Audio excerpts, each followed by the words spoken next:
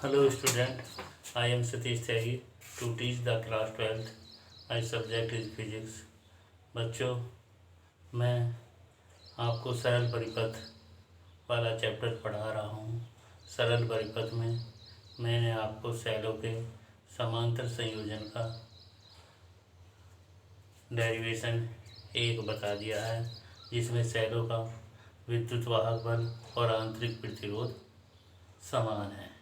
परंतु यदि परिपथ में सेलों का आंतरिक प्रतिरोध और विद्युत वाहक बल भिन्न भिन्न हों, तब आप कैसे करेंगे, उसके बारे में मैं आपको बताने जा रहा हूँ। तो हेडिंग क्या है? जब समांतर क्रम में जुड़ी हुई सेलों का विद्युत वाहक बल और आंतरिक प्रतिरोध भिन्न भिन्न है। तो मैं लिख देता हूँ, जब इसका सेकंड पार्ट है, इसका सेकंड पार्ट, जब सेलों का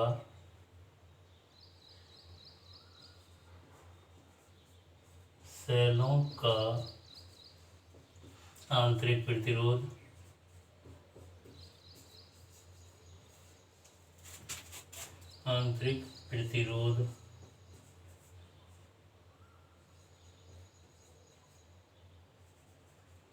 R तथा विद्युत वाहक बल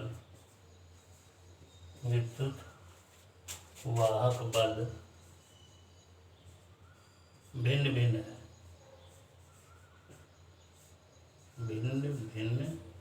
है।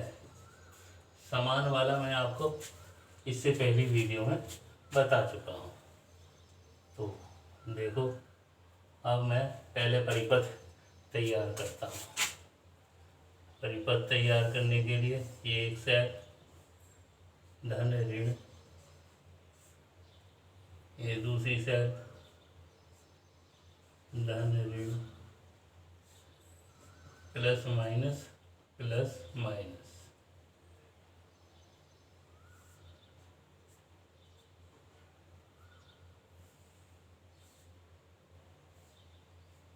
ये लास्ट सेल प्लस माइनस। इसका विद्युत वाहक बल E1, इसका E2, इसका विद्युत वाहक बल En, इसका आंतरिक प्रतिरोध R1, इसका R2, इसका Rn।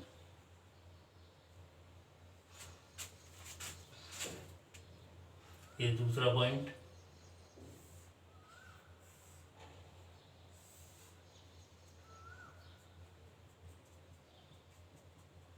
n सेलें हैं,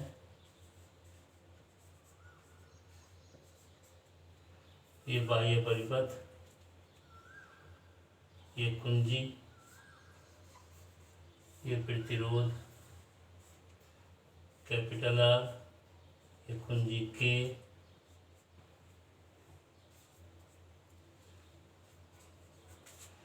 बच्चों पहले तो मैं आपको ये बताता हूँ ये समांतर क्रम है क्यों। मैंने आपको इससे पहले वीडियो में समांतर क्रम की परिभाषा बताई थी। समांतर क्रम की परिभाषा होती क्या है कि सभी सेलों के धन सिरे को एक बिंदु से और ऋण सिरे को दूसरे बिंदु से जोड़ देते हैं। इस प्रकार के संयोजन को समांतर संयोजन कहते हैं। पहले बिंदु को कुंजी के द्वारा बाह्य परिपथ के एक सिरे से और दूसरे बिंदु को बाह्य परिपथ के दूसरे सिरे से जोड़ देते हैं। इस प्रकार के कॉम्बिनेशन को यानी कि संयोजन को सेलों का समांतर संयोजन कहते हैं। फिर समझ लो, सभी सेलों के धन सिरे को एक बिंदु से, ऋण सिरे को दूसरे बिंदु से जोड़ते हैं। अब बच्चों, ये पहली सेल जिसका विद्युत वाहक बल E1, आंतरिक प्रतिरोध R1, ये दूसरी सेल जिसका विद्युत वाहक बल E2, आंतरिक प्रतिरोध R2। ये n सेलें जुड़ी हुई हैं। ये अंतिम सेल जिसका विद्युत वाहक बल En, आंतरिक प्रतिरोध Rn है। तो बच्चों अब मुझे आपको बताना है, मान लिया ये पहली सेल जो धारा दे रही है I1, दूसरी सेल धारा दे रही है ये I2, ये अंतिम सेल जो धारा दे रही है ये IN, और कुल धारा जो आ रही है इन तीनों से जो धारा आ रही है वो है I। क्योंकि धारा की आपको पता है सेल के धन सिरे से निकलती है, तो ये धन सिरे से निकली है और इस बिंदु पर आ गई, और आने के बाद इधर। तो बच्चों ये परिपथ तैयार हो गया है। मैं इसमें यहाँ पे भी पॉइंट लगा देता हूँ, डायरेक्शन शो कर देता हूँ इधर। अब बच्चों सबसे पहले संयोजन से प्राप्त कुल धारा, तो संयोजन से प्राप्त कुल धारा क्या होगी? I1 plus I2 plus I3, यानी कि सारी धारा यहाँ आ रही हैं और इधर को जा रही हैं। तो सबसे पहले लिखता हूँ मैं संयोजन से प्राप्त कुल धारा, संयोजन से प्राप्त कुल धारा, हमें कुल धारा यानी कि I बराबर क्या है? I1 plus I2 plus I3 plus dot dot dot. अब बच्चों किरचॉफ का दूसरा नियम सुन लो। किरचॉफ का दूसरा नियम, किरचॉफ ने 2 नियम दिए थे। पहला नियम ये दिया था, किसी संधि पर आने वाली धाराओं का, ये संधि है, आने वाली धाराओं का योग बराबर जाने वाली धाराओं के योग के। ये किरचॉफ का पहला नियम है। तो देखो ये संधि है, संधि का मतलब जोड़, जोड़ का मतलब जहाँ जुड़ी हुई है धारा, ये पहली धारा, ये दूसरी, ये अंतिम, ये सारी धारा इस संधि की ओर आ रही है और जा ये रही है। तो आने वाली धाराओं का योग जाने वाली धाराओं के योग के बराबर होता है। तो जाने वाली एक ही धारा है, आने वाली n धारा है। तो आने वाली n धारा है, तो ये बराबर कितना हो जाएगा? I1 plus I2 plus I3 dot dot dot plus IN। तो ये हो गया, ये समीकरण नंबर सपोज करो 1 है हमारे। ठीक है, किरचॉफ का यहाँ पहले मैंने पहला नियम लगा दिया। अब दूसरा नियम लगाने जा रहा हूँ किरचॉफ का। किरचॉफ का दूसरा नियम क्या है? किसी भी बंद पास समझ लो, जैसे यहाँ है, इस पॉइंट पे है, इस पॉइंट पर आप ऐसे घूम के जाएं और ऐसे करके ऐसे यहीं आ जाएं, कहीं से भी स्टार्ट करें और किसी पथ द्वारा घूम करके वहीं आ जाएं, उस पूरे पथ को बंद पास कहते हैं। देखो जैसे यहाँ से ऐसे चले, ऐसे गए, फिर ऐसे आ गए, फिर ऐसे आ गए, ये एक बंद पास। दूसरा बंद पास, ऐसे जाओ, फिर ऐसे आ जाओ, ये दूसरा बंद पास। ऐसे जाओ, फिर ऐसे आ जाओ, ये तीसरा बंद पास। ऐसे भी जा सकते हो, यहाँ से ऐसे जाओ, ये बंद पास। मतलब कि जहाँ से स्टार्ट करो घूम करके ऐसे ही आना है। ऐसे नहीं है कि यहाँ से पहुँच गए यहाँ से पहुँच गए यहाँ और फिर यहाँ आ गए, ये गलत है। तो देखो किरचॉफ के दूसरे नियम से, हमें किरचॉफ के दूसरे नियम से बंद पास। अब बंद पास को पढ़ें तो पढ़ें कैसे? यहाँ से स्टार्ट करेंगे, A K R B E1। तो किरचॉफ के द्वितीय नियम से, किरचॉफ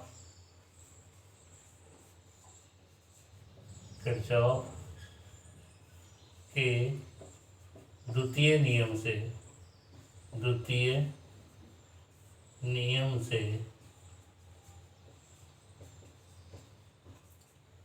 बंद पास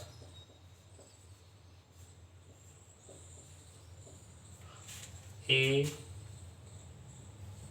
K R B E1 A में क्या है? ये बंद पास होगा। इसमें धारा और उसके संगत प्रतिरोध। तो अब यहाँ से चलते हैं, यहाँ से यहाँ, यहाँ है धारा, धारा तो सारे में है लेकिन प्रतिरोध यहाँ है। तो यहाँ से केवल धारा ये और प्रतिरोध ये, यानी कि आई धारा और उसके संगत प्रतिरोध, यानी कि आई आर। आगे फिर ऐसे चलो, फिर यहाँ धारा क्या है, यहाँ धारा I1 है, क्योंकि इधर इसमें धारा I1 आ रही है। तो इधर धारा क्या है, यहाँ I1 लिख देता हूँ मैं। इसमें धारा क्या है, यहाँ I2। इसमें धारा क्या है, यहाँ IN। इसमें धारा क्या है, यहाँ I। तो लगा देता हूँ। तो धारा यहाँ से यहाँ तक प्रतिरोध नहीं है, छोड़ देंगे। यहाँ से यहाँ तक भी प्रतिरोध नहीं, यहाँ प्रतिरोध है। तो धारा और उसके संगत प्रतिरोध, यानी कि धारा हो गई इसमें I, इस वाले में प्रतिरोध हो गया R। फिर यहाँ से आगे चलो, यहाँ पर प्रतिरोध कुछ नहीं, यहाँ पर प्रतिरोध कुछ नहीं, यहाँ आ गया प्रतिरोध प्लस I1 R1। तो ये हुआ इतने बराबर धारा संगत प्रतिरोध का गुणनफल का बीजगणितीय योग। तो इनका धारा और प्रतिरोध का गुणनफल, यहाँ भी धारा और प्रतिरोध का गुणनफल का बीजगणितीय योग यानी कि चिन्ह सहित योग बराबर होगा परिपथ में जुड़े विद्युत वाहक बलों के बीजगणितीय योग। तो इस परिपथ में जुड़ा हुआ विद्युत वाहक बल E1, यहाँ से E1, इससे जा करके या अब मुझे निकाला I1 R1 बराबर E1 माइनस I R, या I1 बराबर E1 माइनस I R बटे R1। ठीक है, या इसे मैं ऐसे भी लिख सकता हूँ E1 बटे R1 माइनस I R बटे R1।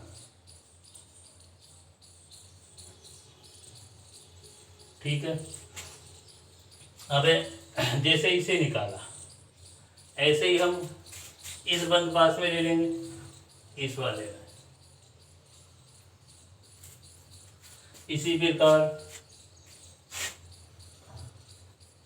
इसी प्रकार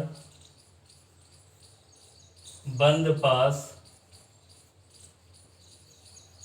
नाम लिख देता हूं मैं, A K R B E2 A में मैं डायरेक्ट निकालूंगा, जैसे ये निकाला ऐसे ये निकलेगा। तो यहाँ लिख देता हूँ I2 बराबर E2 बटे R2 माइनस I R बटे R2। और इसी प्रकार ये समीकरण नंबर वो 1 है, ये हमारी 2 हो गई, ये हमारी 3 हो गई। इसी प्रकार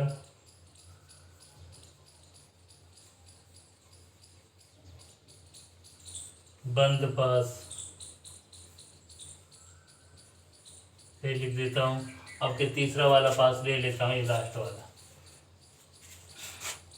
क्या आएगा, बंद पास A K R B E N A में क्या आएगा, I N बराबर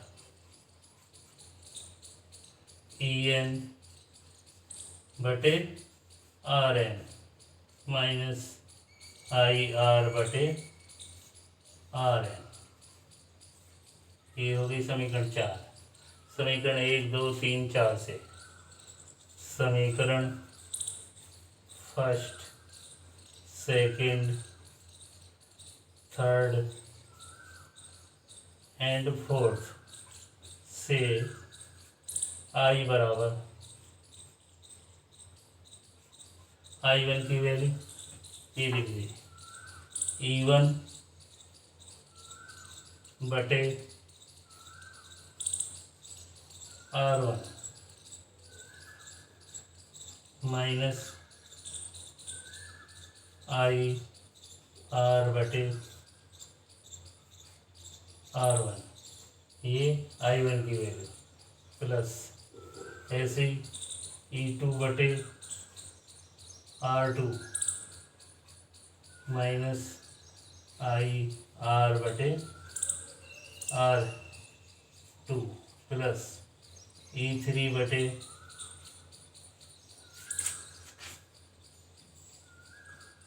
R3 माइनस IR बटे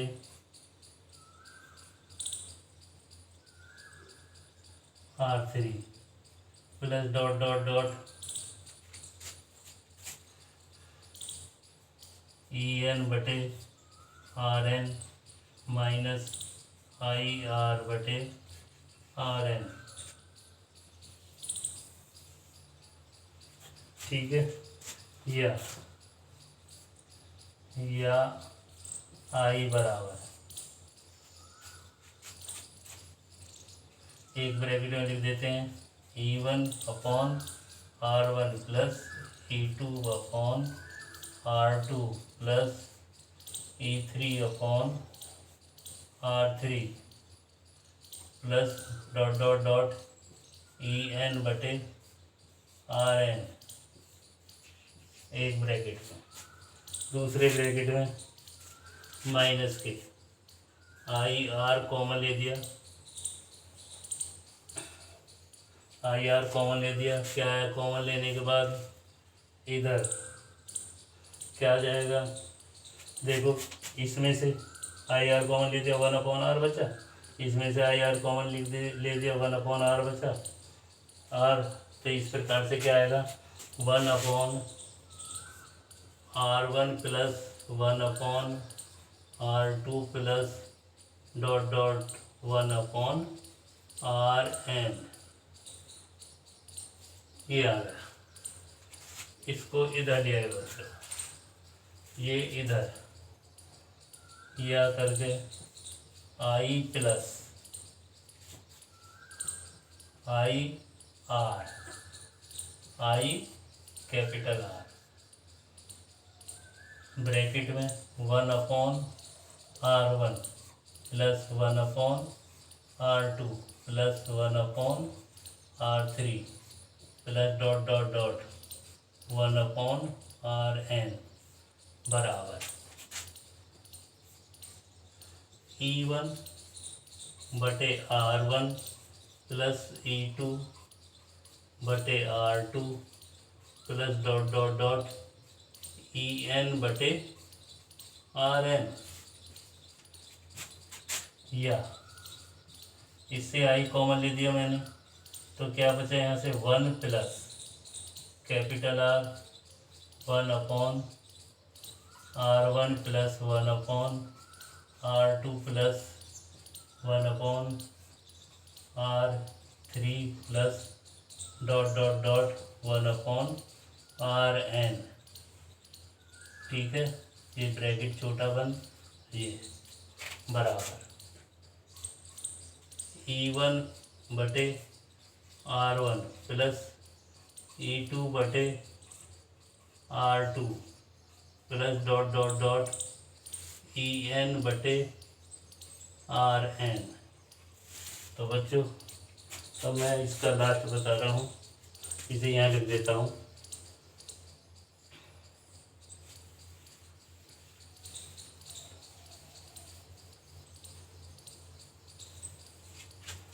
ये पूरा उधर जाएगा, यानी कि I बराबर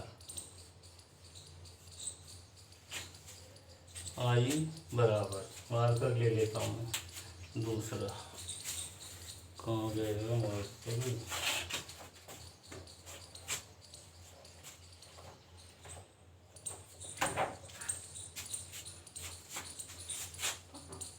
I बराबर, तो ऐसे का ऐसा ही ऊपर E1 बटे R1 प्लस E2 बटे R2 प्लस E3 बटे R3 plus dot dot dot EN बटे RN। अब नीचे क्या बचेगा, ये उधर चला जाएगा, 1 प्लस कैपिटल R ब्रैकेट में 1/R1 plus 1/R2 plus 1/R3 plus dot dot 1/RN। तो बच्चों इस प्रकार ये आपका फॉर्मूला हो गया है। यदि सेलें अलग अलग विद्युत वाहक बल और अलग अलग आंतरिक प्रतिरोध की हैं और समांतर क्रम में जुड़ी हैं इस प्रकार से, तो सेलों द्वारा प्राप्त कुल धारा I बराबर ये होगी। तो बच्चों आज का शिक्षण समाप्त होता है। इसका उपयोग सवाल जब करते हैं तब हम करते हैं। धन्यवाद।